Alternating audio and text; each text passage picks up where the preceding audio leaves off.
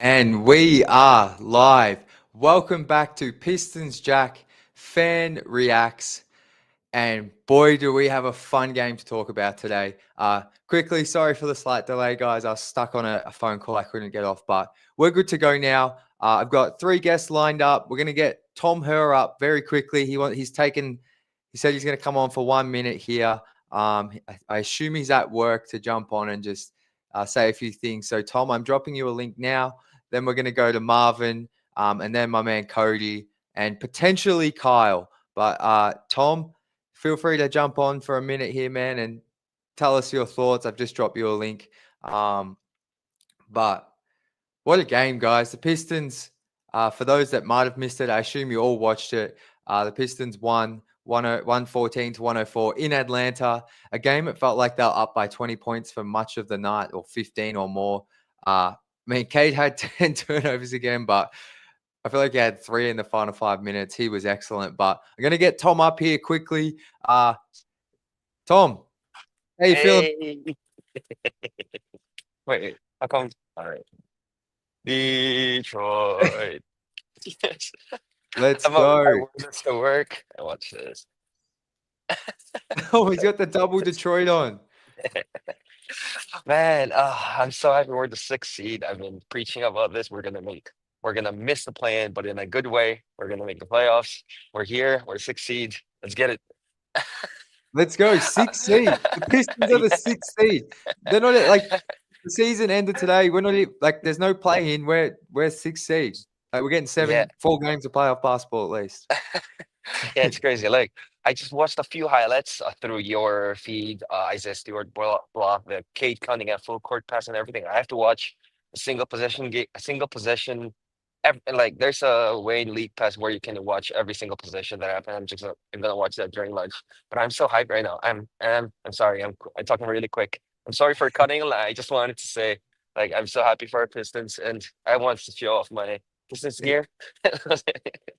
Let's go. I love it, man. No, you're good. I know you're at work today, so I wanted to make sure we could quickly get you up here. But we're the sixth seed. Times are good, man. Like It's this crazy. team is like legit good. I feel like I know the East is what it is, but they're feels like they deserve to be in the sixth seed right now. Yeah, and I think Cade solidified with his performance that he's an all-star and that he's better than Trey Young. Like Yeah, I'm gonna say it, he's better than Trey Young. But anyways, like I'm going to follow the game now because I have like lunch with my coworkers soon. I'm gonna watch your YouTube and beautiful. yeah, love you guys, Let's man. go, Tom. Detroit, let's go Detroit. Let's go, Tom. I love it, man. Enjoy the rest of your day, bro. I'm sure we'll All talk right, soon. thank you, thank you. Appreciate you. All right. We've got my man Marvin coming up in just a moment. And then we'll have Cody. But shout out to Tom making some time during his work day. What else we got in here?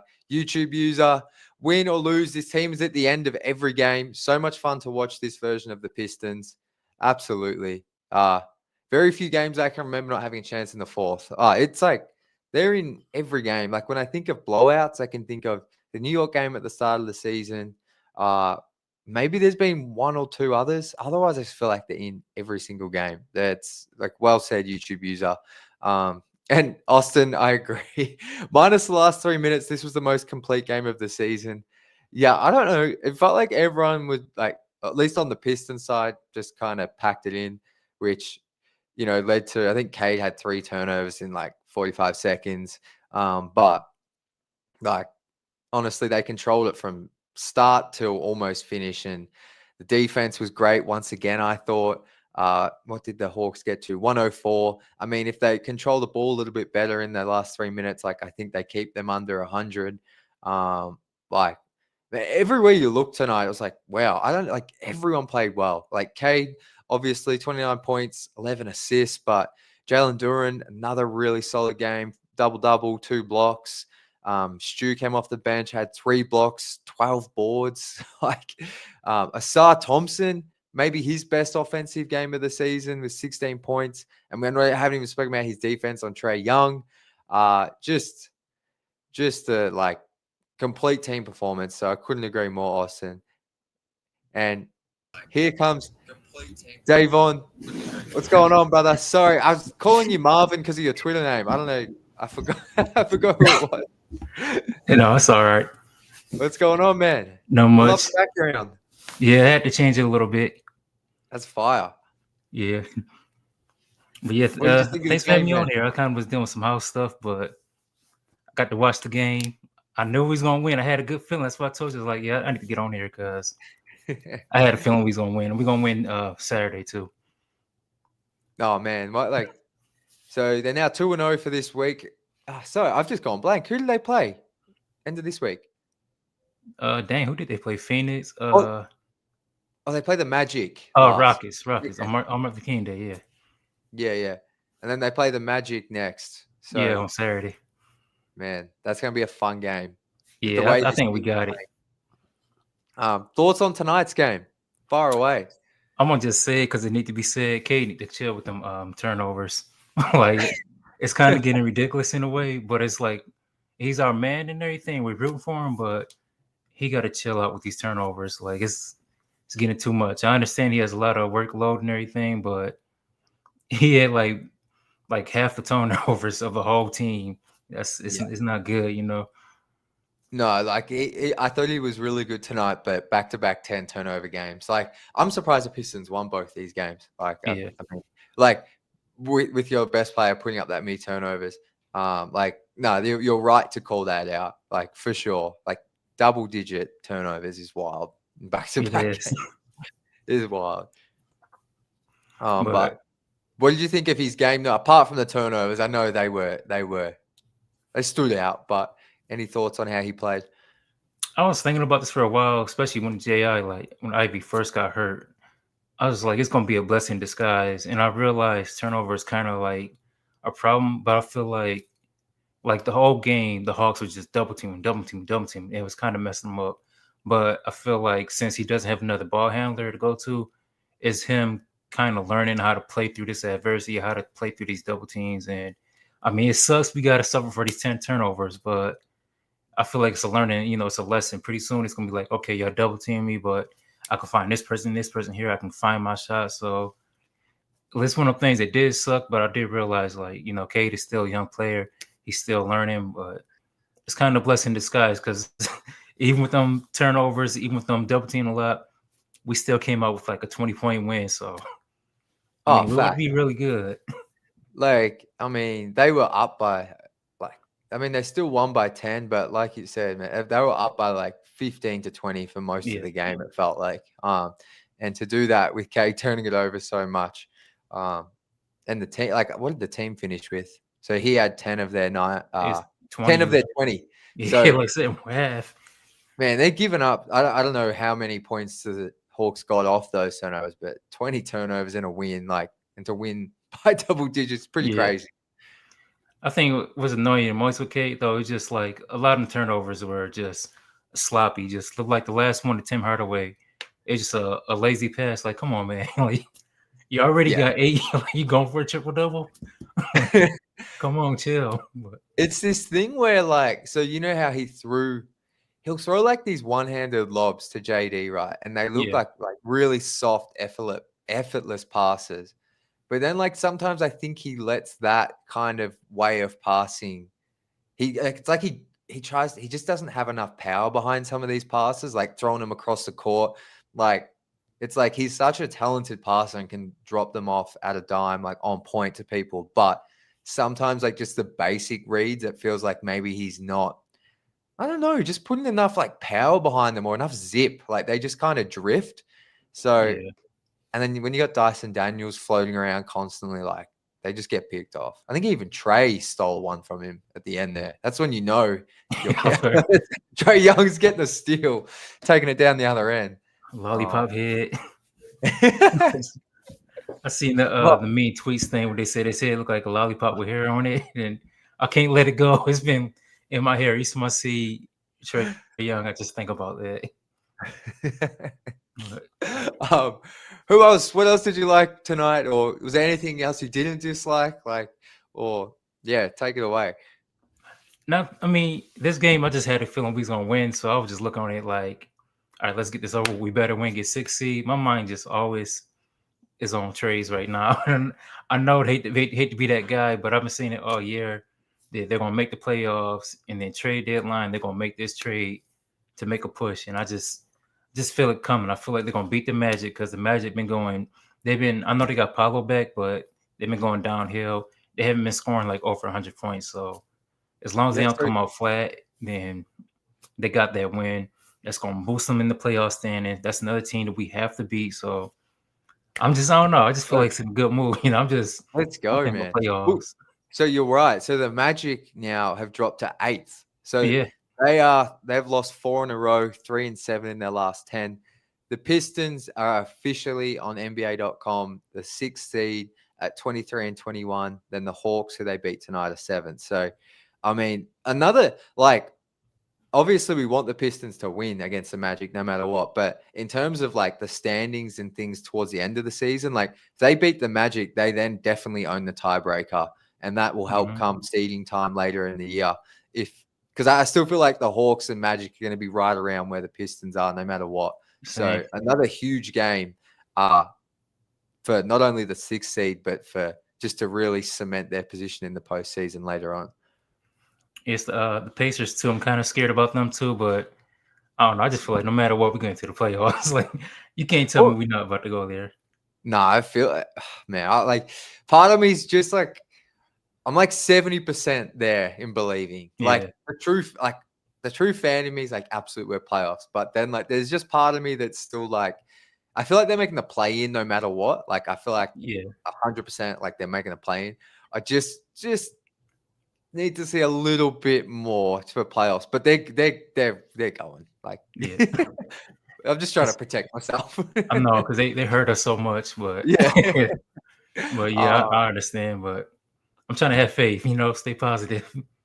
Oh, for sure, man. No, I want to stay positive as well. I'm just trying to, like you said, they've caused us some pain over the years. So like I'm a little bit scarred. But when they play like that, like the Hawks, like that game earlier in the season was a close one. Like I know, and these two teams at that time seemed like they were on the level playing field. And then the Pistons just come into Atlanta tonight and just like absolutely like curb stomped the Hawks. For real. Like they did, man. Like I was just like, I'll be honest, like I was watching this game. I had some work, other things I was doing on the side. And every time I kept looking back, I kept being like, okay, the Hawks going to make a run here. And like, they're going to be the Pistons. It's going to be a close game, but it just never really happened, did it? I thought they was too, though, especially like Trae Young. I mean, one of the best shooters in the league, but I don't know. They just didn't have it. And they did try because Johnson came out, attacking the rim until he got blocked by Stu. Had to throw that in there, but they just couldn't get through it. And to me, that kind of shows how we're a better team. Like the Hawks get more, media exposure and stuff like that because they have Trae Young, superstar Johnson. They're gonna try to hype him up, but outside of them two, the Hawks don't really have anyone. Like Dyson Daniels is just now becoming something on this new team, but I mean they don't have nothing. We have way more talent than them, so and that's crazy. We're a better team. And it looked like that tonight, clearly. And like, I don't think before the season people would have thought the Pistons necessarily have more talent than the Hawks. Like, I did. No, I'm not saying we like us as Pistons fans believe it, but I think like if you ask like people who don't follow the Pistons, like I feel like people will be like they're at least even or slightly give the advantage to the Hawks in terms of more talent. So the fact like tonight the Pistons just looked way more talented, more athletic, like better defensively, like, and then you got the 3-point shooters like Beasley, and I'm not sure what Tim Hardaway Jr. finished with, but like yeah, 3. He didn't do good. He didn't. Well, I saw him take, but I don't know, man. Just like it's so good to have a team that's like I know they've got to make a trade at some point in the future to maybe get that second All-Star, like at some stage. Maybe they don't, but just to have a team that makes sense and can come out every night and just be in every game, it's like I'm so grateful for it, honestly. Yeah, we've been through it, so it's one of the things like. We've been through before, so you got to appreciate what you have right now. Well, that's it, man. Because I saw, so there was a graphic I saw from the Pistons team last year. They had 30 players play a game, and 14 of those guys are out of the league, out of the Yeah, NBA completely. And that's then crazy. there was like, so there's obviously like the core 5 or 6 Pistons draft picks that were on that team in like Cade, Sasa, Duran, those younger guys. Then the other players like Boyan Bogdanovic, Joe Harris, Monte Morris, someone else. Like, I think Monte Morris is the only other player in a rotation.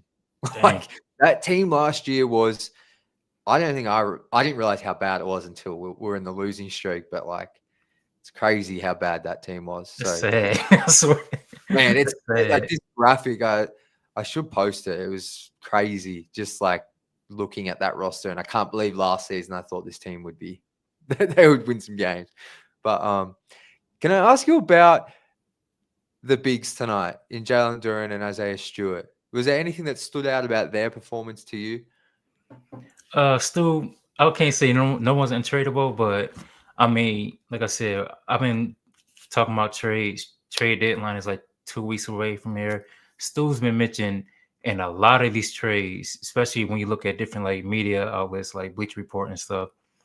We don't need to trade Stu. Like, I'm not saying he's untradeable, but keep Stu because he's a big part of this culture. When he got that block on it was 2 back-to-back blocks. I forgot who it was against, but he went to the bench and stuff. Showing Detroit, like that's a culture moment. That's showing that you're not gonna get anything in our house. This is our home. I don't care if we're in Atlanta. We're taking over. This is Detroit basketball. Like you need that type of player on your team. You need that crazy dude who's gonna just rally up your bench, rally up your players, where you can just bring energy. And I don't know. I just feel like he's something we gotta keep him in this role, playing backup big. And I think we're gonna go a long way with him for real. I agree. I love everything you just said, man. Like I think what he brings, he's elite defensively, but just culture wise, like you said, like, and to the city of Detroit, like, man, I've never been to Detroit. I'm going very shortly, but I know he's like everything that Pistons fans and people from Detroit, Michigan, or wherever they are, like that, like they love what he brings because it's just like grit, it's tough, and he backs it up.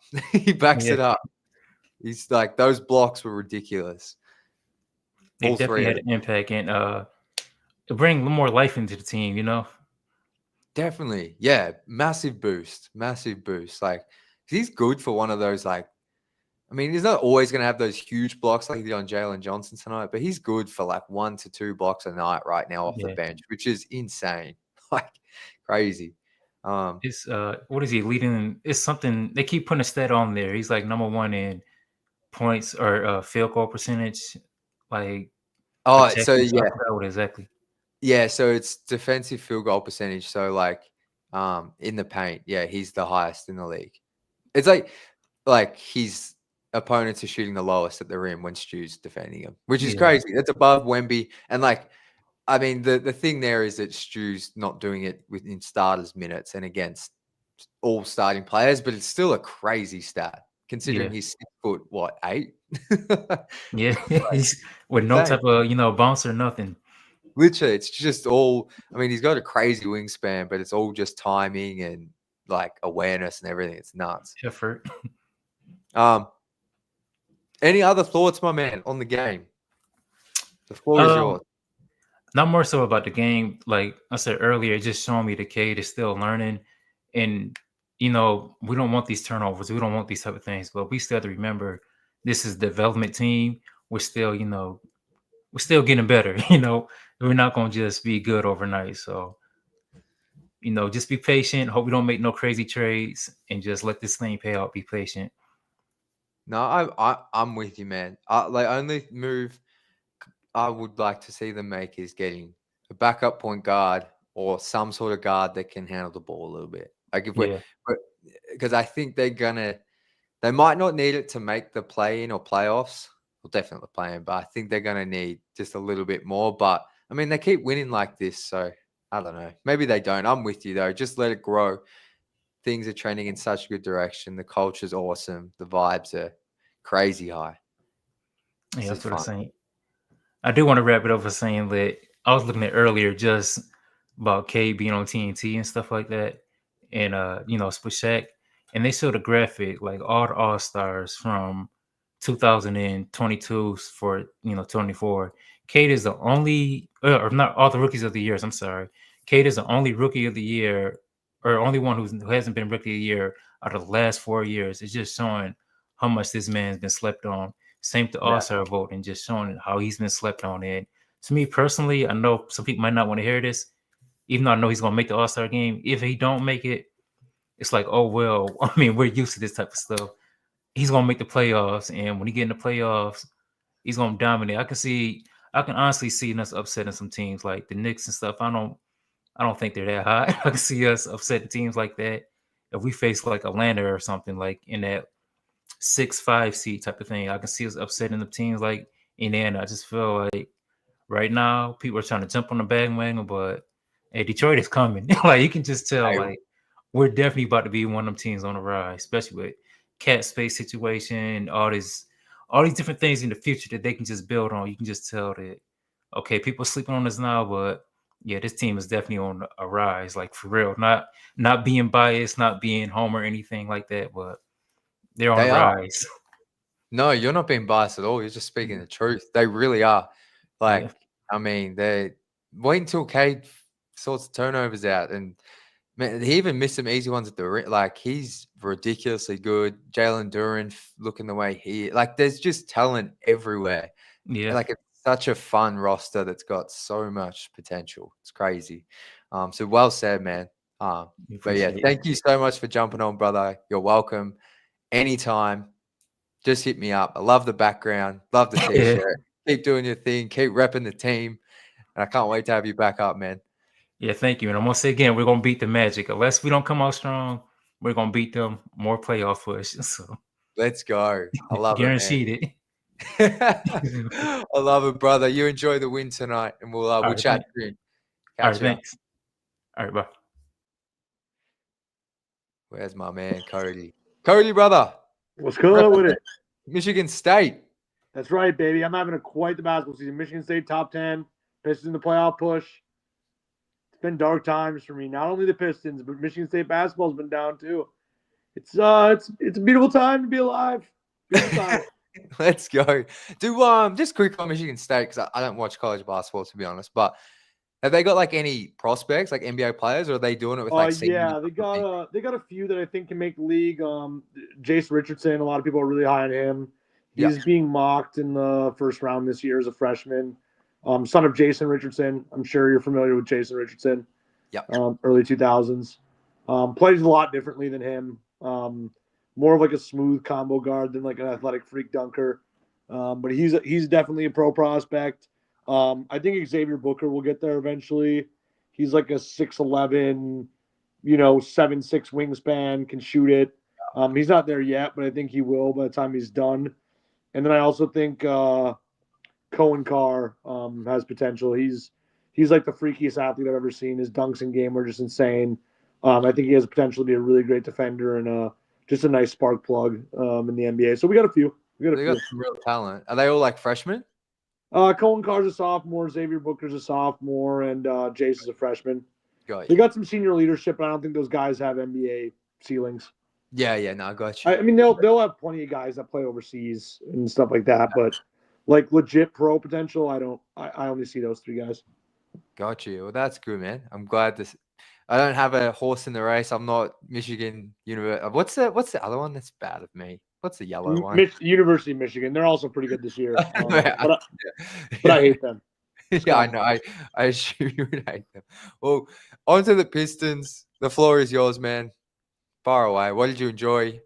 I mean, for 45 minutes or 44 minutes of that 48-minute game, it was amazing basketball. And then the last 4 minutes looked like sixth graders at the park playing pickup. It was horrible basketball.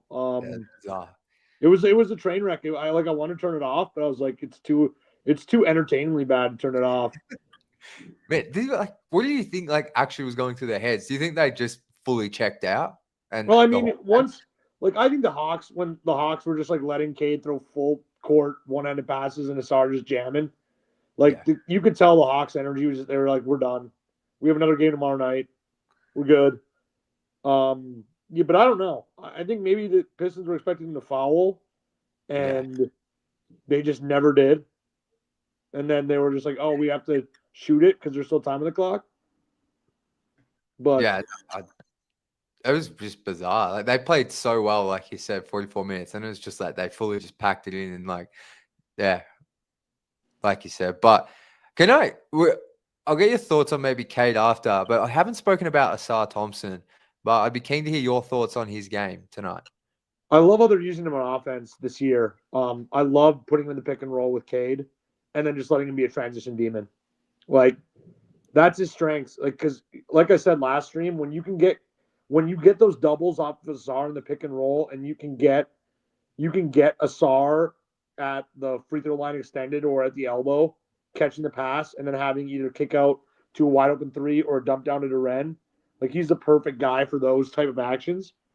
And he pretty consistently makes the right reads. I think Cade kind of forced out of those sometimes tonight. I think they had even more opportunities to use his arm in that fashion. But yeah, I mean, offensively, he just did what he should be doing. Would have liked to see him take a dribble with that 3-pointer they tried to take in the corner. Wow, that was brutal. Take a dribble there, you caught it at your feet, and then tried to go up. You're not Malik Beasley. You're not the best shooters in the NBA. Probably take a dribble there, but other than that, he was awesome. And I mean, defensively, come on. I mean, guy made. I can guarantee you, Trae Young was happy to hit the showers. Yeah, He had no room ever. He had literally suffocated. He had no room to do anything. It was incredible. Like the thing with the Asar as well is like sometimes he just gets like he'll like fly for like a shot contest and almost be out of position, but like he'll get back into the play within like half a second. It's ridiculous. And like even there was that steal he had at the end, I think on Dyson Daniels, kind of in front of the Pistons bench. Where I was just like, I don't know how he got that steal. He's just ridiculous. Like Trae Young, I know like he wasn't on Trae Young the entire time, but what did Trae finish with? Garbage. Trae Young, oh my, 13 points on 5 of 13, and 9 assists with 5 turnovers. And I think what's Trae averaging? He's leading the league in assists. Yeah, he's at like 12 assists per game. High Like, 11s, 11.7, 11, somewhere in that range. He was crazy. Yeah, I mean they shut him down. And yeah, I mean everybody was floating around that one possession where he like contested, they screened, he switched, contested, got out of position, came back, switched, contested. Like it just like there's like maybe him and his brother are the only guys in the NBA who can do that. Just I'm out of position, back, out of position, back, out of position, back. Like I can move laterally, vertically. I can get wherever I need to be within like one step. It's insane. He's an athletic freak, and he's not even close to scratching the surface. He's really not. He has so much more potential. No, he was. Yeah, it's crazy. It's crazy. Like, yeah, I forgot about that 3 he missed in the corner. I wish, like you said, I wish he had taken a dribble. That was, I reckon he missed that. Like, He was short by about 6 feet. Yeah, I was gonna say like 2 meters. Like literally, what it made me think of is that it made me think of like a 7th grader trying to go out and shoot an NBA 3. Yeah. Like a scrawny little 7th grader trying to go out there and muster it up. And it's like, no, it's just not even close. That must have like slipped out of his hand or something. No, because he tried to load. He tried to go straight into the load from his feet. Like there's only really good shooters can do that. Get the ball at their feet and then go up straight up. Like that's not easy to do. Like I don't know. It was just a funny moment. I'm not begging on Azar. He was amazing tonight. He played a great basketball game. I just thought it was funny because I'm with you. Like, come on, dude. You're not that guy. You're not that guy. No, it was funny for sure. What else do you want to talk about, man? I want to talk about the defense as a whole. I mean, somebody's YouTube users talking about it right now. I mean, their rotations, man, have been crisp the last 2 games. Really crisp. Like there are multiple possessions where they were just on a string. Like JB was just again the puppet master. And he was just, oh, I'm going to move Stu here. I'm going to move Cade backside. They were just, the rotations were so smooth. And obviously just insane. The defense goes to another level when Stu's on the court.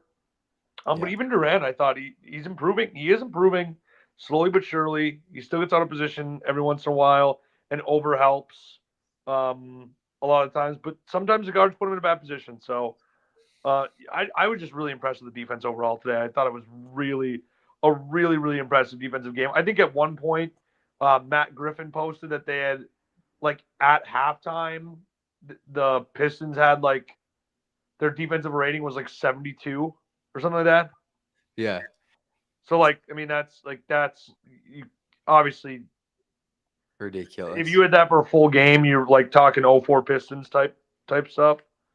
Obviously they didn't finish that high because of the garbage time and all the grossness at the end. But I mean, through 42 minutes, Atlanta really couldn't do anything. They really didn't have anything going. No, they had them locked down. And yeah, I think JD, I think so. I mean, they should have held Atlanta under 100 tonight. The Hawks get to 104, but it was pretty much just off that last 3 minutes of bizarre basketball. But I mean, they almost held two teams back to back under 100.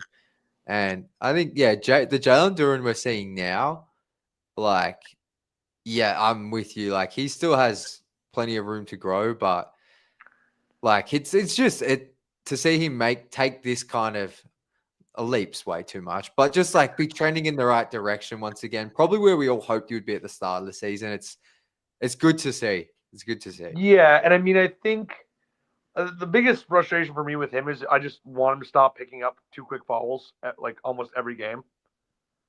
Dude, sometimes you're out of position, just give up the layup.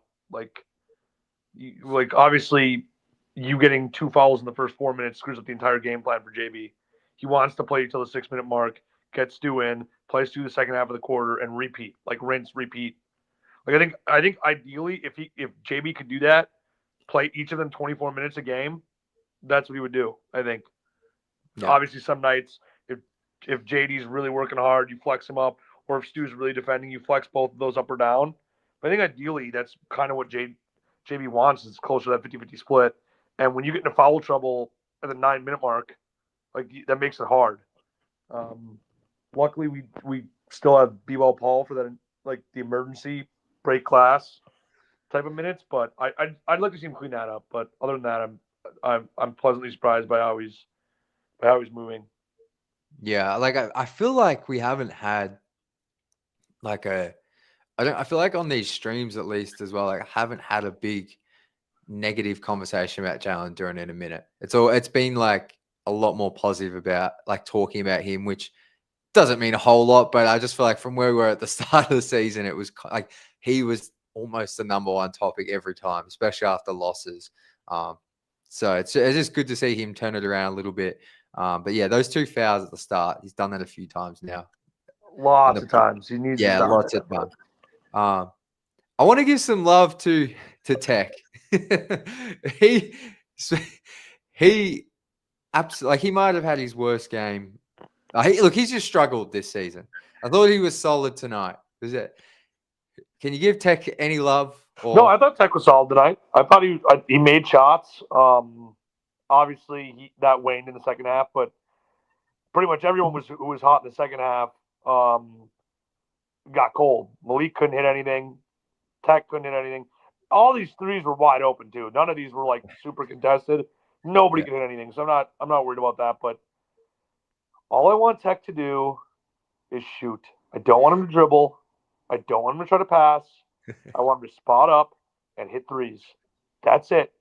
That's his role. Just spot up, hit threes at 40%. You are an asset at that point. I don't like when he puts the ball on the ground. I don't like when he dribbles into traffic. I don't like when he's trying to make passes and then move off screens and you're not that guy. Just set up, hit your threes. That's all we need. But no, I think a lot of people was fine. That Tech was more than fine today. He was good. He was fine. Yeah, he had 14 tonight. I wouldn't be surprised if that's a season high for him. But just wanted to give him a bit of love because, yeah, he last stream he copped it a little bit, which he struggled. Have we spoken about Cade? We have not, interested- but I did see your and I don't mean to call you out, but with the absolute glazing you just gave him on Twitter. Man, that's just how social media works. He brother. is not top 10, Jack. He is not top 10. Right now. No. Really? No. Go top 10. Go like legit top 10 right now. You want me to go? Yeah. SGA, Luka, Luka's Giannis, out. Luka's Jokic. Luka has not been better than Cade this season. Yeah. We are talking about legit who's a better basketball player, Jack. Come on. No, I'm saying this season right now. Maybe I if did. Luka didn't get hurt, he would have been top 3 in MVP candidate. Yeah, but he's been out. He's been out. I get it, but he's a way better player than Cade. 100%. I'm not arguing that. I'm just saying like right now. LeBron James, Anthony Davis. LeBron? I don't think so. Yes, LeBron. Yes, No. LeBron. No. Yes. Jack. I agree. AD. Yeah, I agree. AD. And let me go through more rosters. KD. Yep. I think we lost you. Oh no, I made Cody crash out. No, it's just the truth. Cade's not top 10. He's not top 10. No, right now. There's no way. Well, that's There's no way. If you gave me okay, top legit 15. But we're splitting here. He's between 15 and 20 in my book. Okay. I didn't even say Ann Edwards. Edwards. Yeah. I would have to sit down and list it out, but he's not top 10. No, that's okay. No, I of course people are going to disagree. Sometimes I put some things on there to generate some conversation. When you work in social media for 2 years, man, you learn some little tips and tricks. I get it. I know engagement farming. I like that you're calling me out. I'm just saying, like, it feels a bit reactionary. I think Cade's PR is getting too high. I'm just trying to level set. No, I appreciate you. Because if you was legit top 10, we'd be talking about second team All NBA. Yeah. I mean, I forgot about Tatum. Yeah. Look, I'm not saying you're wrong. I'm just saying I think here's what I'll say. I think he's closer to top 10 right now he's closer to the 10th best player in the league than the 20th, I think, right now. Yeah, I'd have to sit down. I think, like I said, he's between 14 and 20. Okay. Look, you watch more teams than me. So I will defer to you, but yeah. Yeah, because then I'm thinking about like Karl Anthony Towns, Jalen Brunson, like. I will say though, Cade has had some really good games against all of those guys. Oh, no doubt. No doubt about it. Cade is ascending rapidly. But top 10 it's a little premature for top 10. I love it. I love it. No, I trust me. Yeah, there's another one, Jaren Jackson Jr. No. Oh, dude, Jaren Jackson Jr. has had an insane year, my man. I'm not saying he hasn't, but I don't know. Dude, he could win Defensive Player of the Year. Yeah, but he's never going to be like. He'll never ever get close to MVP conversation. Has he ever been an All-Star? Probably not. Probably will be this year. But like, I think he's been an All-Star. He's better than Triple J. Like, come on, Cody, you know that. I don't know, man. Are you serious? We're like Cade's better offensively, but Jaren's like a bazillion miles better defensively. Yeah, but offense is king. I love defense. It's king depending on who. Like it's king depending. How many GMs are taking Jaren Jackson Jr.? I know he's Michigan State. I promise I'm not. No, I'm not. I'm not saying that because he's Michigan State. I'm saying he's having an incredible year. Yeah, he's legit. And yeah, Jaren Jackson Jr. has been an All-Star for sure. 100%. Has he? Yes. Tom, I think you're gonna have to. Can you? I need someone to fully prove me wrong here. I don't believe he's been an All-Star. I'm gonna check this out. I'm pretty sure. I'm like 95%. I don't think he has been. Obviously, Jar has. Jaren Jackson All-Star. I just, I feel like, oh, he has. Yeah. When? Man, I stand corrected. And he will be an All-Star again this year. He's playing incredible basketball. There you go. There you go. I'll shut my mouth, Tom. I'm sorry for questioning you, brother. Yeah, no, I mean, you got to realize Jaren Jackson, like 22, 23 points per game, and he's a menace defensively. One of the best defenders in the entire NBA. Yeah. No, He's legit. He's legit. But the reason why I'm not putting Cade there, and that's where I wanted to segue, is because the turnovers are out of control. You cannot have 20 turnovers in 2 games. Yeah, no, they're crazy. Cannot. And everybody can bag on me for being not positive because yes, there are like the one-handed oop to freaking Duren was insane.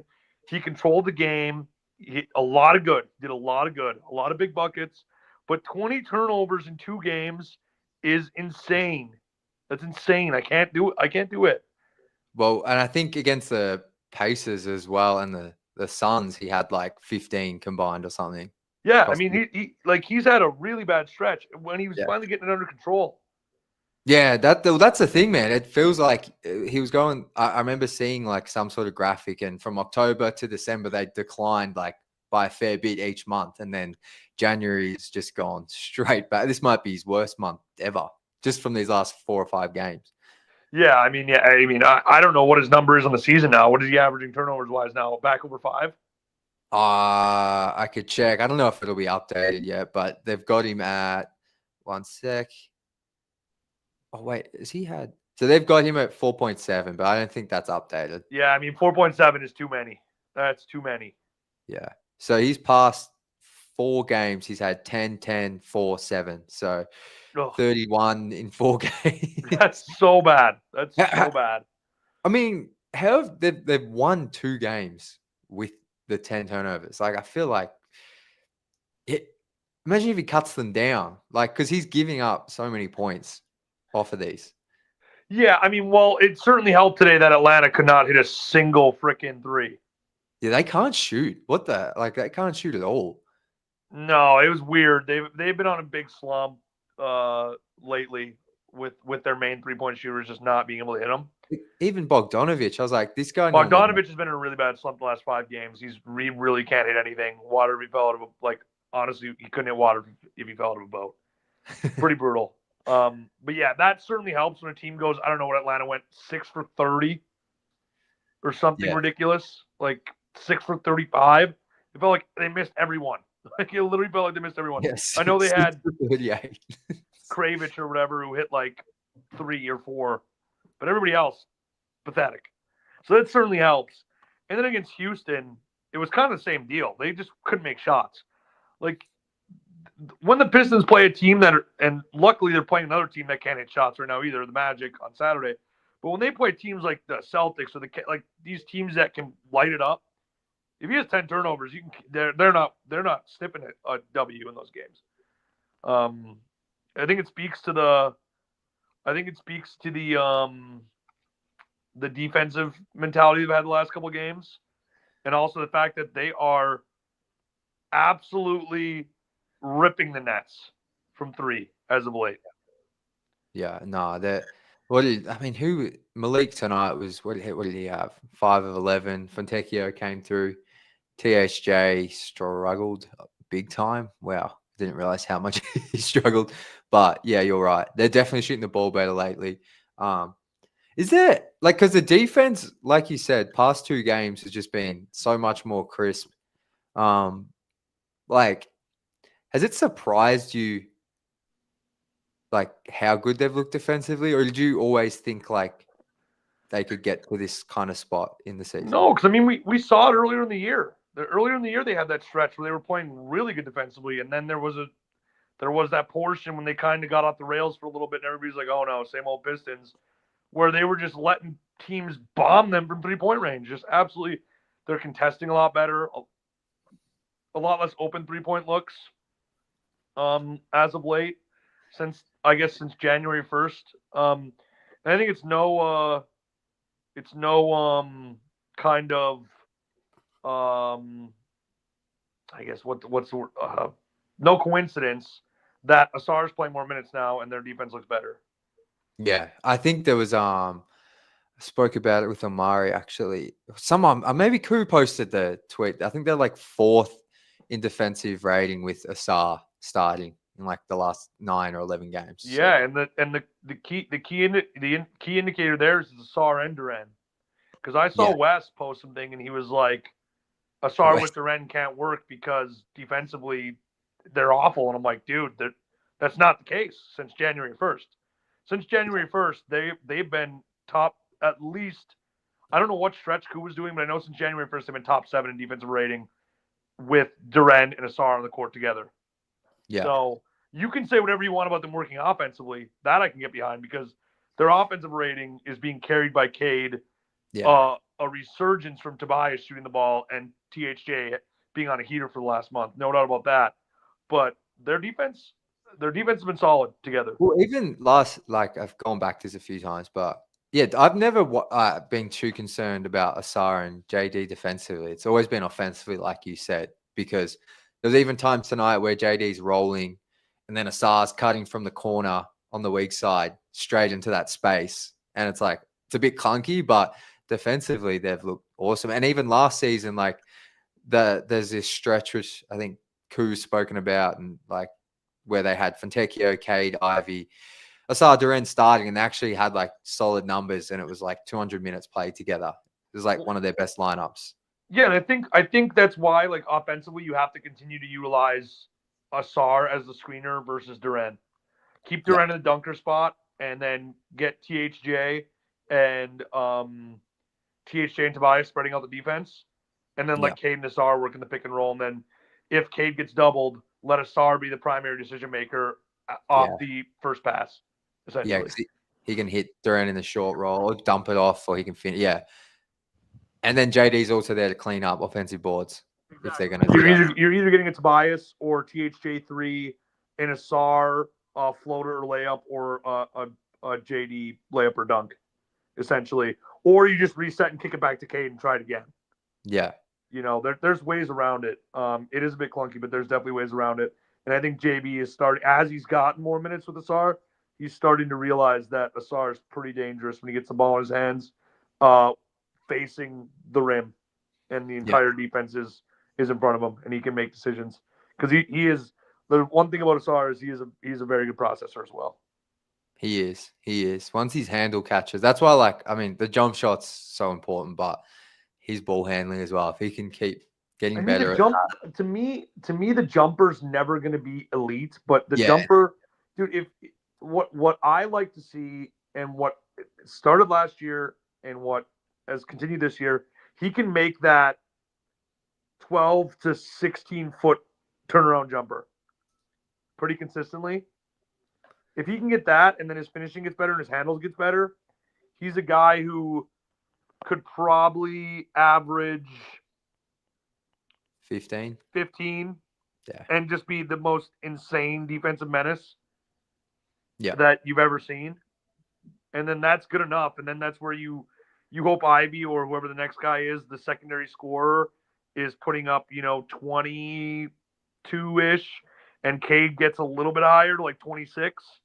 Yeah. And I mean, that you're talking about that right there is like, that's like 63 points a night. And then you just find, 3 or 4 more guys to give you 10 to 15 in that range. And obviously you have Duren, who I think can be a consistent double-digit scorer. You got Malik, who I think will hopefully be on the team long-term, who can give you 15 a night. And then you got to find a few more guys. You got to find a few more ancillary guys in the ancillary role. And we're not even talking about what Ron could potentially be in a few years. Like, those guys might already be on the roster, but we just haven't seen it yet. No, for sure. Well, I've got Austin coming up next, but I want to finish on this, Cody. Like, I know we've still got a lot to play out, but you just kind of went through a lineup there of like Cade, you have Asar in that starting group, and Jalen Duren. Obviously, THJ and Tobias are like only going to be here for this season and maybe next. But like, what do you think is the position they need to fill then? Do you still like, if you're going to start Asar and Cade long term with Ivy, I assume, can you see it with JD in there? Like, are you seeing it enough Well, then now? you need an elite stretch four Yeah. to make that work. I don't even think Asar necessarily needs to start. I think the biggest need the Pistons need to fill is a wing bucket getter, like a wing that can literally get his own shot whenever he wants and can play off a Cade seamlessly, essentially. Yeah. So I think Ivy can be fine at the 2 guard, but I think you need a 3-4, a positional wing with size that can get a bucket whenever he wants. And obviously, those don't grow on trees. Like, you just don't. There's just not unlimited amounts of wings who can get their own shot whenever. I honestly, I'm not even gonna be picky. I don't even care if they play insanely great defense. Yeah. Because you can try stuff if you want. If you get like a 3 that fits, you can play a star at the 4, and then you have plenty of scoring with Ivy and Cade and the 3. Or if you get a 4, again, you can go back and you can reinsert Asar. Like, my dream scenario for the Pistons is they have either Asar or Ron for defense. Then they get another player that can defend at least defend a little bit, but have some real scoring pop. And then you have Ivy, and then you have Ivy, and you have Cade, and then see what Duren grows into. You don't have to make the call on Duren right now, but the wing bucket getter is by far the biggest need on this roster. I think if you had, like, let's say, if the balls had rolled differently, and you had Paolo right now on this team, like, give me a break. I'm not even going to say Wemby, because Wemby's like, you put Wemby on any team, their ceiling goes up. But, like, obviously that draft, the Paolo draft was Ivy, so we'd lose Ivy. But, like, I think anybody, like, everybody would trade. Like, like, imagine Cade and Paolo working the pick and roll, dude. It would be devastating. Teams would not know what to do. Or Cade and Franz. Yeah. What like about Cade Cade? and Franz Wagner? Like, Chet as well. There's so many guys I could list. Obviously, don't grow on trees, but you can get that archetype in your head of what I'm thinking. The Franz, the Jason Tatum, obviously these guys are the creme de la creme, and it's not going to be easy to get one of those guys. But just imagine one of those guys playing with Cade. I agree, and honestly, like, I'm with you. It's a wing bucket getter. It's a 3 or 4 that can get buckets. Part of me, I don't think you could play Ron at the 4, and maybe he's going to take a bit too long to get to that point. But I don't know. Ron's too small. Yeah, he's either a 2-3, isn't he? He's I think he's firmly a 3. I think Asar could play the 4 just because of how well he moves.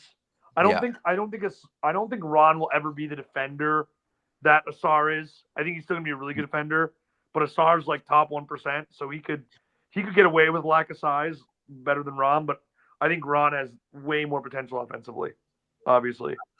Yeah, no, I agree. Well, Cody, far away with your final thought. Leave us with your final thought or a prediction.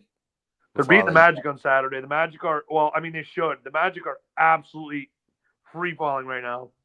I watched their game last night, part of the game. I was flipping back and forth with the Raptors, and they looked a whole mess, man. The Raptors beat them down, beat them down. They're a mess right now, man. They were in a dogfight with the Wizards the other night. I mean, they might have even lost to the Wizards. I'm not 100% sure. I know they were in a dogfight with the Wizards. 4 in a row, so they probably did. Yeah, I don't know, because the Wizards are on a long losing streak, I think, but maybe they broke it with that game. But they're a mess. If we come out playing 85% as well as we did tonight against the Magic, we should win that game. They're a mess. They're gonna have to get Franz back to turn it around. So I think, what does that mean then? That means 24-21. I don't know what does their schedule look like after that? Does it finally break up? I'll be honest, I don't even know. I haven't looked yet. Yeah, I don't know. Let's see. Just quickly, and then I'll get Austin. I'll get off so Austin can get in. I just want to see if the schedule loosens up a bit. It does not at all. Cavs, Pacers, Mavericks. After that, There you go. So yeah, they better win because that could easily be a 3-game losing streak right after. Well, So let's see. beat the Magic, and then I'm happy if they win 2 of those next 3. I'm ecstatic. If Yeah. they win 1, I'm fine. Yeah, I'm with you. Because Beat the Pacers. the Cavs lose 1 out of every 7 games, and they just lost. I'm pretty sure they lost the Rockets tonight, or they were losing the Rockets late before I got on here. And then obviously the Pacers are probably the second or third hottest team in basketball. So Got you, brother. Well, thank you for jumping on as always, man. I love that little debate there about the top 10. I don't know what the people. I always got it. I'm trying to just level everybody out. I think Cade's on his way, but not until he cleans up those turnovers a little bit. Then I'll really be pushing. He's an all-star. That's what we wanted, right? He's an all-star. Probably going to fight really hard for third team All-NBA. I feel like if anybody said Cade would be flirting with All-NBA this year, it's a win. He's only 23, people. He's only 23. We got time. Let's do it. All right, man. Enjoy the rest of your night. We'll All right, talk man. soon. Catch you later. Catch ya. Austin, where are you, man? I'm Are you on the outside right now. balcony? On the balcony. There's Chick-fil-A.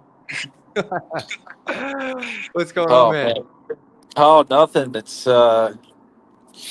these last 2 games have been pretty I don't know. I think after they lost that Suns game, the Pacers game, I was in a dark place, I think. I don't know, just the way that they had looked, I was like, man, are they going to You start still regressing are in again a now? dark Like, but no, these 2 wins. It was funny. You guys were just talking about what they're going to look like these next couple games. If they're all on the road, they're winning all of them because for some reason the way that this team plays on the road is just ridiculous. I don't understand. And yeah, so if they're on the road, I don't care who they're playing. They're easy dubs. Let me check their road record now. It's definitely better than their home. That's for sure. I think on the road, the Pistons are 13-10. Who would have thought that? Of all the surprises this season, the Pistons would be 13-10 on the road. Yeah, I mean, it's weird because you have those 2 games at home against the Pacers and the Suns, and you're like, oh, those should be winnable games, and they lose both of them, and then you're like, oh, now you got to go on the road against Houston, and yeah, they. I don't know. It's just they've been playing again, just good team basketball. Kind of everybody's been getting involved. It was really good to see Tech get some good minutes in there tonight. I don't know what he finished with. I guess I haven't really looked at the box score, but I know that his minutes seemed like they were very solid. Obviously, Cade is Cade. I mean, the 10 turnovers. Again, like I think you guys were talking about it, just some of the passes that he makes sometimes are just kind of like lobs. He's just like lobbing it around and getting a little nonchalant with it. But it is what it is. He's going to have turnovers. Now 10 is a lot, but he'll clean them up and it'll be fine. But Jalen Duren's been playing really well. Again, this kind of goes back to what I was saying before. It's just like you got to stay consistent, and it seems like he's finally kind of getting to that place where he is playing a lot more consistently, which is good. Like today would have been one of those games where I feel like he got that early foul trouble. He could have just checked out of the game early, and instead, he turned it around, came back the second half, played a pretty strong half. So just I don't know, vibes are really high. Sitting at that 6th seed, like it's like, man, It's crazy. it's just cool. It's just cool that the team is kind of playing the ownership into being like, oh, okay, now we got to do something now. Like it's pretty cool that that's where we're at. It's so true. I mean, as much as yeah, I don't think I want them to make any major moves this season. You're so right. Like they're playing so far above probably anyone's expectations that there's now real pressure to be like, all right, well, Cade's going to be an all-star, pushing to making a really, really, really good case for All-NBA. Like it's kind of like, all right, like what are we waiting for now? Like, Yeah. as in, don't need to do anything crazy or stupid because it's like at the end of the day, they've still got, they've got to make the playoffs here and do some stuff. But it's like there's real pressure now to be like, well, we've been in this phase of just waiting for so long Yeah, and like seriously. looking to like, you know what I mean? Like looking at the Yeah. draft and like, and they still are going to like take on assets or whatever with the salary cap. But there's like you said, pressure to like forming to like, let's go. Like there's Yeah. nothing to wait for Yeah. now, really. And like you said, like I don't want him to do anything like super crazy. Like you don't need to go out like I don't know how the Brandon Ingram trade fits for one and how much you have to give up for that. Like just go get a solid backup point guard. Like I think that's really what this team needs. And not even saying it because I feel like because I feel like even if they get a backup point guard, you still have to give Sasser minutes. I think the way that he's played, like he's earned it at this point. I think it's just you need somebody who can kind of get them into sets, which isn't really his greatest strength. He's more of a scorer than anything.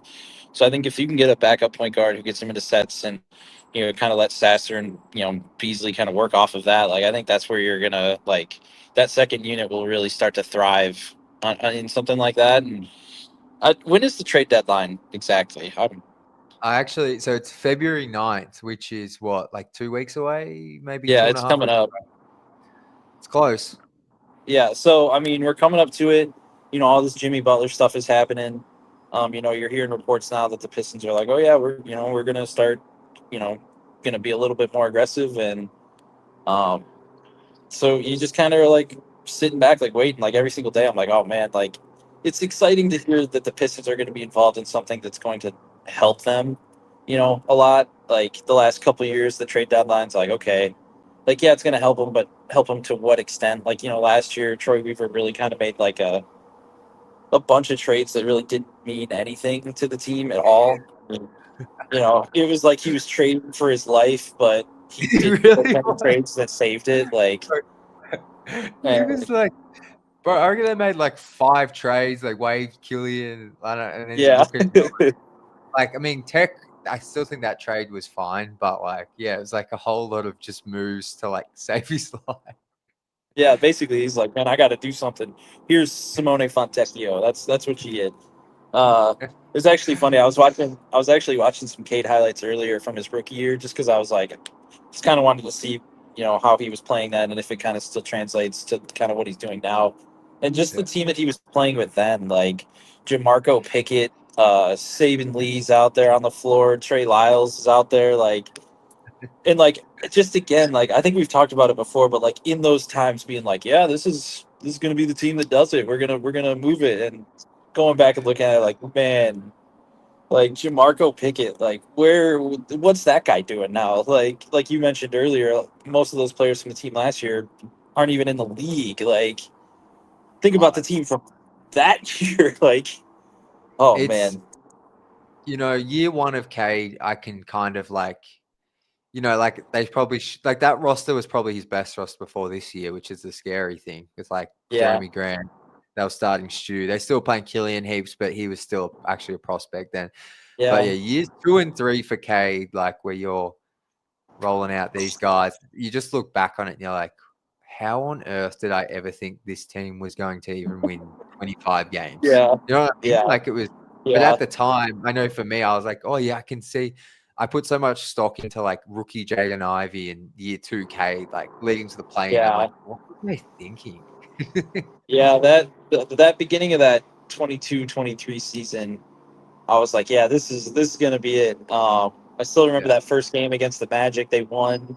Stu hit that corner three that basically sealed it. Like Jalen Duren came in. I think he yammed all over somebody. Like it was like, oh yeah, the vibes are high. And then Cade obviously goes out 12 games into the season, and it's like, oh well, all right, well the season's lost, and then you get screwed in the lottery again. But everybody. I hope that everybody now is kind of over that pick for this year. I know I am. Like, whether they lose it or get it, like I'd rather them lose it and make the playoffs because I think they're at that point now. Cade's obviously taking the leap to like lead this team into the playoffs, and I don't know. I just don't think you have a lot more room for young talent. And if you're not going to get a top 3 pick this year, like what are you going to do with like, it would be nice to get it so that maybe they could trade it for assets. But like, that's the only thing I think I would be willing to do with a top 15 pick if they settled with it. So I'd rather them just go, go for the playoffs this year, get that experience under their belt because they're still so young. Like you get the playoff experience this year, who knows what it translates into next year? And then I mean, obviously you got the free agency and stuff, and I don't know. It's just it's Yeah. so wild that this is where they're at. All it took was a couple decent players, free agency signings to get here. So Do you think? Because I'm with you on that thing with the pick, but I want to ask you: do you think Troy Weaver is sitting back thinking like, man, if only in the summer of 2023 I went out and got such and such, or I went harder yeah, for Cam Johnson, or I took on anything but the guys he kind of signed, to be honest. And I don't traded for. know. I think the thing with Troy Weaver was I feel like he just had a different mentality towards the game of basketball. Yeah. It's kind of his love for the big man. I mean, and one of those highlights, like Jahlil Okafor was on the court. Like, like why was he signing Okafor to a contract? Like I I I would like to think that Troy Weaver is like, man, I made some mistakes, but I think in his mind he did everything that he could. Yeah. Again, who knows? But just kind of the way that it all went. I when he came in and he made all those picks that first year, and he got Sadiq Bey, and he got Isaiah Stewart, and they got Killian Hayes. Like it was like, okay, this seems like a GM who knows what he's doing, but he just kept trying to get too many young, former top prospects, and I think that was kind of his downfall because the players that he drafted weren't great, and the players he was bringing in were failed high draft picks, and that just led to a lot of poor play. So, um, the one you can say he at least drafted Cade. I think I saw somebody say like, I'm so glad that Troy Weaver didn't overthink that draft and draft Jalen Green over Cade because I remember there were some talks about that. So, at least he did that, and he took a SAR too, didn't he? Yeah, he was Yeah, there no, for that. he drafted fine, to be honest. I got no issues with his Yeah, drafting. It was the spring trading for Marvin Bagley, another yeah, left yeah. That trading for James Wiseman. Man, yeah, it's yeah. That crazy. Wiseman trade was rough. But even you can even go back to the trade deadline last year and all the trades he made with the Knicks and not getting that first round pick back. Like I remember being very upset about that. Like, man, how do you trade with them and not Yeah. get that pick back? Like, but whatever, dark times. But we're on to a new fun time. Trajan's obviously like he didn't really even have to do that much, and now he's sitting there looking like, okay, well, what's the next move? And I think he seems like a smart enough guy. He brought in all the right people around him. He's not trying to be the smartest man in the room of I'm going to do everything. He brought in people to handle the cap space and handle development and stuff. So it's really just good to see that that's kind of where the team is at. And as much as I hate to say, and probably even other Pistons fans hate to say, it's just like you kind of have to give Tom Gore some credit Definitely. for Yeah. the firing of Monty Williams. Just in that itself, that Yeah. contract was crazy, and to just be like, you know what? Because I think for a minute there, it almost seemed like it wasn't going to happen. It was like he's going to bring Monty back. And they It's going to be were. bad. You know what? I He think. he made that choice, and I think that could be one of the better decisions an owner probably has made in a very long time. Oh, definitely. And I'm pretty sure it was him who made the decision to fire him. Because I Yeah, think I'm pretty sure Trajan was actually okay with Monty for this season. yeah, In the sense of he had so much to change on the roster that I don't think it was the top priority, but I think it was actually Tom Gores who ultimately made the call. And I know he's the one at the end of the day who would have, but I'm pretty sure it was his call. Obviously he has to eat the salary. So I agree. yeah, He's made a lot of, he's always been a guy that's put money up to pay for coaches, front office.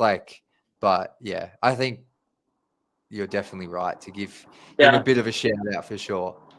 yeah. And like some people in the comments are like, "Well, he was the one who hired Monty," and like at the time, it looked like a good hiring. I mean, up until I think the point in his press conference when somebody asked him why he took the job and his answer was the money. Up until that point, it was like, okay, this is a good signing, former coach of the year. Obviously, they had that Dwayne Casey, but like, Can we? Monty really, Yeah, because I was going to yeah, say as well, the Monty hire. Like, I'm embarrassed to look at some of my tweets about it at the time, but like, also remember who the candidates were. It was Charles Lee, who look at the Hornets this year. I'm sure Charles Lee might be a good coach, but the Hornets this year have been a disaster, and I know it's injury and whatever, but like, that was the other guy. Who else was yeah. in the question? It was Charles Lee. It was like, I actually don't remember. Was Budenholzer in that or no? no, because he No, was it going to wasn't take him. time. It was like there was no one. Oh, man, this is Yeah. annoying. People remember in the comments, but it's like the Monty hire at the time. I think most of the fan base were pretty happy with it. I feel like Yeah. I'm say that. I mean, I know I was for sure. Like, Kevin Ollie was the other guy. Like, yeah. no shade, but it's not like when you at the time Monty Williams was coach of the year, 3 playoff series in a row in a finals appearance with the Suns. He'd taken them from like a bottom dweller to the playoffs. Like compared to Kevin Ollie, Adrian Griffin here, and Charles Lee, like let's be honest, like it was a huge hire. Yeah, definitely. And like again, like I think wasn't it during last season, the Nets hired Kevin Ollie as like their interim head coach for the rest of the Yes, season, and everybody was like, "Oh God, he's gonna go there and he's gonna turn the Nets around. We're all gonna regret it." Nah, he's not even there anymore. So, yeah, I mean, in hindsight, it was a terrible hire, but when you're in that moment. And I remember getting the thing that was like at first it was like, oh man, he doesn't want to take the job, and I just remember being like, Tom Gores, you have to do whatever you have to get him to come here. And he did. And, the motivation was the money, which I can't blame Monty Williams for being like, yeah, I'll take that insane contract. Like, you know, it, it is what it is. And, obviously he has the issues with his wife and she's dealing with cancer. And like, they even offered, I think he was allowed to take the team's plane back and forth because I think her doctor was in Phoenix. So they were allowing that. Like they threw everything at him that they possibly could. And, I don't blame him at all, I guess, for taking it. It didn't really work out. And that's the thing that sucks. And, but again, we keep bringing up bad times and we're in so much better time. I think you have to remember the bad times to really appreciate the good times. So I agree. I'm enjoying this. It's like because I feel like as fans, this season's been awesome, but it's like there's some like almost some weird joy, like you just said, in like reminiscing on like the darkest times and like where we are now. Because it's like we're able to look back at it now and not feel like there's no hope like we were in those times. I don't remember exactly where they were in the losing streak when they were in Atlanta last year when Cade had put up 43. But it was just weird, at one point in that game today, they're up 22 and it's like you're just dominating this team that I don't know when the last time they won in Atlanta was, but I feel like it's somebody mentioned that it had been a while. I never heard the exact how long it was, but like the fact that it's even mentioned is like, okay, so this is a team that's just completely been beating you for like consistently. And like, those are the kind of things that they're doing this year, beating the Knicks at Madison Square Garden for the first time, breaking those kind of streaks is like, I don't know. You're just sitting there, you're watching it, and they're up 22, and you're like, man, I'm not used to this at all. Like, I'm not used to them winning by this much and being in the driver's seat the whole game, and you're shutting their star down. Like, I don't know. It's such a weird feeling to just kind of stand there and watch it, and I don't know, kind of taken aback almost of like this is what they are now, and like trying to get yourself into that frame of mind. I know it's crazy. Like I assume that's what like Lions fans have gone through the past 3 years. Oh, I know absolutely. I know No, their I mean, season ended horribly, but like, man, like, are you a Lions fan? I am. Yes. Yeah. All Yeah. Detroit sports on my side. Yeah. I know you're a Tigers fan. I just wasn't sure about Lions, but yeah. Yeah. I don't know if I mentioned this before. The year that Asar and Sasser got drafted, I was actually working for the Tigers. and I was part of the been first pitches. Huh? I've been meaning to ask you that.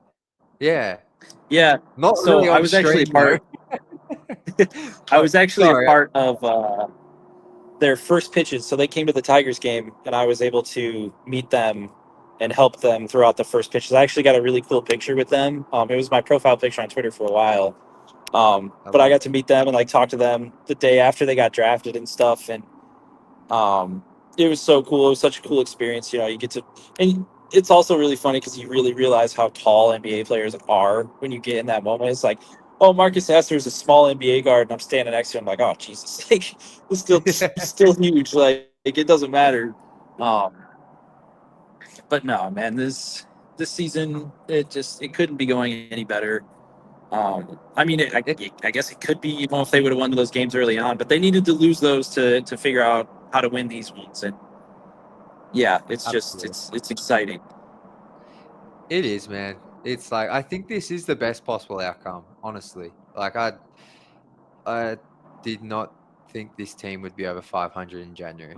Like I No, thought they would like definitely not. my best case outcome was like they'll be like within 4 games at this point of the season. Not Yeah, 2 games above. yeah, Like and in the 6th seed, like solid playoff. Like you're not even in the play-in; you're in a playoff spot. So what the hell?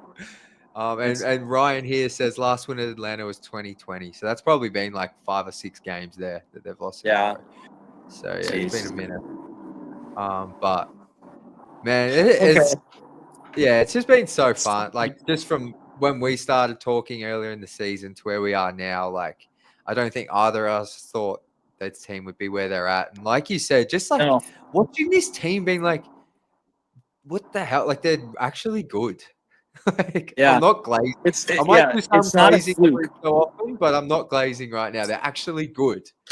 Yeah. Well, again, I'm going to keep bringing this up because it just happened today. Like, you know, as I was watching those highlights, you know, they were playing teams like I remember they played the Nuggets really close.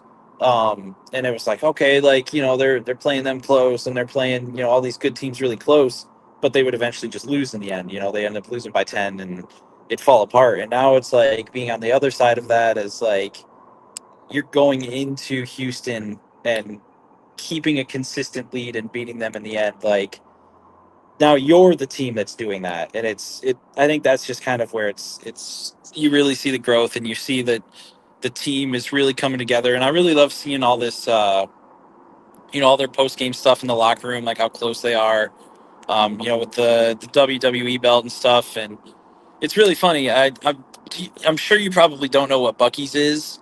um I don't know if you saw any of that content of them being at a Buc-ee's, but Buc-ee's is just a very large gas station here. Not everywhere, but it's mostly like a southern thing. It starts like in Texas, I think. But when you go, I mean, it's a gas station that has 60 pumps. You walk inside, it's like a mini version of like a Walmart. I don't know. It's insane. They're insane, and you know, just seeing like that, their interaction with them being at the Buc-ee's and everything was just awesome. And I don't know, just the team actually like bonding and like hanging out. Like I don't know, it's awesome to see. And It is. yesterday, Cade being on TNT and Malik Beasley hyping him up, you know, like on his story and stuff. Like this is No, it. Like their chemistry is like so real, and like the Pistons are genuinely the fun team of the NBA right now. They're like kind yeah, of they're almost like have to be the best story in the league, don't you think? you would think. I would like to Like see what their league pass numbers are. Like how many people are watching them that don't normally watch them. You know, like yeah. No, also I real quick, Ryan. I live in Phoenix, Arizona, so I'm not in the negative degrees. My parents are back home telling me how cold it is, and I'm telling them it's cold here. Crap. It's like 50 degrees here, and I'm wearing a hoodie. And so people in Michigan would probably be ashamed because I'm wearing a hoodie and it's 50 degrees less. Um, that's good. I'll give you one Just gonna final thought, then I'm gonna hop off. go for it. Yeah, so obviously, the rest of this road trip, go 2-1. Like Cody said, even if you go 1-2, that's fine with me. Like, it's tough opponents. If they could go 1-2, and the one team they beat is Cleveland, then I'm ecstatic. Like, Yeah. obviously Cleveland having one of the best seasons. Like, but if I think they'll beat the Magic. And I think they'll beat the Mavericks too. I actually do. Like, unless Quentin I mean, Grimes decides to have a revenge game and go off. I think that they can win that game. well, just But on yeah, that, the Mavs are without Derek Lively now. I think Luca will still be out. Is he still injured? I think so. Yeah, Been out for ages. So yeah, yeah, they can win for sure. I mean, yeah. yeah, they So surprise us all the time. yeah. So those two, Indiana, I want them to win that game so bad. It's so weird because watching that Indiana game, it's weird because I have like only when they play Indiana do I feel like the hatred of the team they're playing. Like, I want them to win that game so bad, and I get so mad if they don't. But It's I interesting, isn't it? Where do you think that comes from for you? honestly, for me, it's Tyrese Halliburton because I remember Yeah. him talking mad, and I think it was like Cade's first year when the team was absolute garbage, and I can actually remember the moment. He had like back-to-back threes, and he told Dwayne Casey to call a timeout. He like turned to the bench and was like, "Call a timeout." And I think from then on, I was like, "Man, this dude, like, what are you winning?" And then of course they have to go to the freaking Eastern Conference Finals, but so Yeah. now you can't even use like, "Oh, you're talking all that crap and you haven't even won anything." But like, I don't know. It's just they talk so much crap, and like I feel like they don't deserve it, and I don't know. I think it's just that for me, and like obviously the deep-rooted Indiana hatred from not the bad boys there, the going to work Pistons and everything, but um, I think probably that. But mostly it's just that Tyrese Halliburton talks so crazy, and he's good, but he's not that good. So I think that's what No, it is. I'm the same. Because for me, like, I know, like a lot of fans, it goes back to the early 2000s and maybe even the Bad Boys. I don't know if that arrived with the Pacers then, but definitely early 2000s. But for me, it's Benedict Mathurin and Tyrese Halliburton. Like, can't Yeah. stand them. Yeah, Can't stand it's they're just ridiculous. Like, you guys talk all that crap, and like even like uh JB said after that game, they be talking crazy when they're up, but when they're down, like like they don't be doing that. And when we were at their place beating them by 20, it was a completely different story. So Hell, did that help you calm down and be like, I'm actually not insane. These guys are yeah, annoying. It made yeah, me feel that better about myself that I'm not some psychopath. yeah, I turned that game off early, so I missed the after like the buzzer stuff. But seeing Stu call out Miles Turner for playing with Legos, like I don't know, like I just thought that was so funny because just the way you could tell he's like, don't you play with Legos? Like, why are you over here talking, man? Like it was great. So yeah, You you know know what? what? Even as someone, I don't own Lego, but I loved it as a kid. Like, fuck, I Yeah, found that. The way he pointed at him as well. yeah, it was great. Oh man, it's so good. I can't wait. Like, I'll be nervous for that game because I'm like you. I want them to win it so bad. Like, if they Yeah, lose to the Cavs, I want them to win, but I won't care too much. But yeah, that Indiana game, I need them to win that because that they're the only team that literally get inside my head. yeah. Like, It's so weird. I was so mad when they lost that game. Like, I was standing up yelling at this TV. Like, I haven't done that in a long time. Like, yeah. I was like, I oh know. man, just gets my blood boiling. But no, I think finish out the month strong. Cade's going to continue to play like he does. Hopefully, the coach and player votes for him to get All-Star will happen, and hopefully he'll get there. But if not, it's just extra motivation for him, and he's just going to probably go even crazier. And um, yeah, I think we're talking third team All NBA for Cade. Whether that's where I think he's at right now.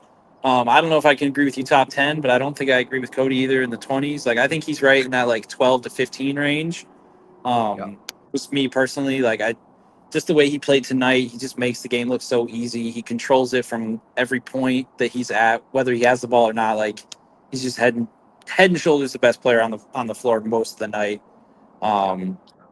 every night. So yeah, that's what I got. Love it, man. Yeah, gonna leave it there. So Good stuff as always, man. Enjoy the weather. yeah, Enjoy the rest like of I your said, night. yeah, appreciate it. All Also, right, brother. just really quick, I wanted to. I don't know if you posted that video today talking about you used to work in construction. I don't know when you posted that, but the flow Oh was yeah. going crazy, man. What happened to the flow? Oh, my Where'd the hair. flow go? Yeah. Oh yeah, I did post that this morning. Man, do I have my driver's license here? Here, you guys, you get to see this. So I'm gonna try to shave. This was me up until I shaved my head. Can you guys see Oh that? yeah. Look at the So locks. that was how I used to get around for a long time. And then I think 2020 I shaved my head fully and I've never grown it back out. That was crazy. I used to like it. Now I'm like, I'm never growing my hair back out.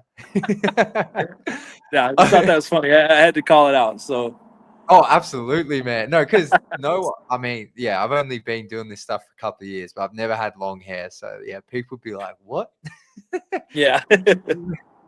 Oh, that's No. awesome, man. I appreciate you as always, brother, and please come back on soon because it's love Yeah, chatting with for you, sure, man. man. Thank you. All right, catch you later. See ya. All right, guys, what a legend Austin is. And Ryan, I just want to bring this comment up. I'll be taking my son to the Cavs game in Detroit on Feb 5th. We're excited for it. Would love to see us get a W and for Coach to get revenge on his old team. Let's go. Feb 5th. I know. For some reason, I thought that might be when I'm there, but it isn't. But enjoy that, Ryan. That's going to be a good game. The fact that's at home, we should be confident. Should be confident. The Cavs are going to be tough, but I hope they can get a win for you in particular, Ryan. So that is going to be super, super fun. I'm just going to quickly check my DMs, but I think that's all we've got for today. What a fun show. Fun show. You guys in the comments, as usual. Devon, I saw as well, you got your hot water back. I was trying to bring up that comment before, but lost it. But I'm glad you got your hot water back, brother. And thank you for joining us earlier on in the show. Appreciate your support as usual. Cody as well. Yeah, Cody knows how to fire me up. I like that he called me out with that top 10 thing. I deserve it, even though I stand by it a bit more. Shout out to Cody. What else we got in here? My boy Tom as well for joining. YouTube user as well, always in here supporting the show. I appreciate you, man. Alan, what's going on, Alan? We're gonna have to get you up here soon, man. It's been way too long. Ever since you've got back from holiday, I haven't heard from you, man. So, long hair Yahoo. Appreciate you, man. Hope you're doing good, brother. And we'll definitely talk soon. My man Rocky up in Sydney, Australia. Shout out to you. Sorry about the Lions loss. Sorry to all of you guys for the Lions loss. I said it on last stream. I made one post and quickly got. I probably worded it wrong to do with the Jared Goff chance, and got the most negativity I've ever received within a 10-minute span and deleted it. So apologies for that, and I'm sorry to hear about the Lions loss. But yeah, guys, thank you so much for making this show so fun today. You guys are the best in here. J Owen 33, shout out to you. Who else we got in here? I need a shout out. Man, you guys are active in here today. Garrett Smith, some stuff about CJ.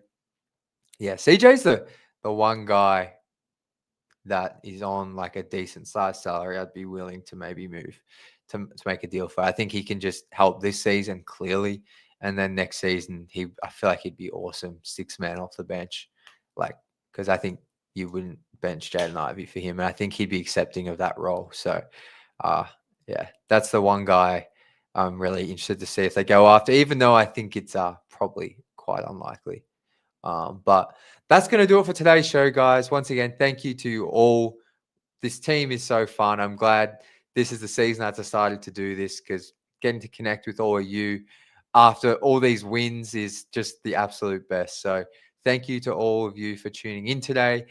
And we'll be back later in the week to cover the Pistons matchup with the Magic. But until then, as always, go Pistons.